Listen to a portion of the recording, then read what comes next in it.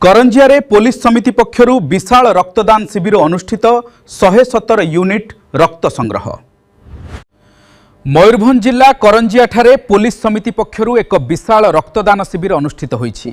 एही महत्वपूर्ण शिविर रे बहु संख्यक युवशक्ति और साधारण लोकंक उत्साह भरा योगदान देखिबाकु मिलिछि।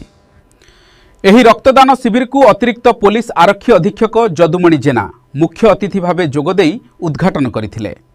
शिविर में उपखंड उपजिलापाल डॉक्टर दयासिंधु परिडा, पीएआईटीडी अधिकारी चित्तरंजन महंत, उपखंड पुलिस अधिकारी नवकृष्ण नायक और करंजिया थाना अधिकारी मृत्युंजय प्रधान समेत थानार समस्त कर्मचारी उपस्थित थिले। स्वेच्छासेवी युवक और साधारण लोक माने बहु संख्यारे जोगदेई स्वेच्छारे रक्तदान करथिले।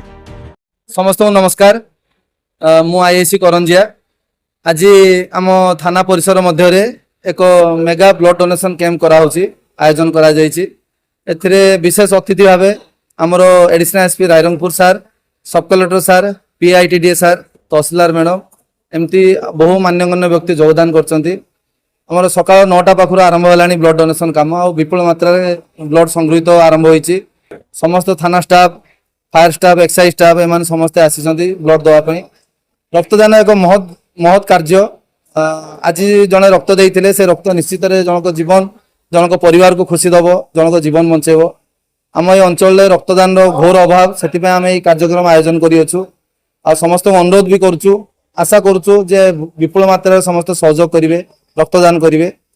आ पुण्य कर्म सहयोग करी निज को गर्व अनुभव भी होची। मु भी निजे ब्लड रक्त देछि आज।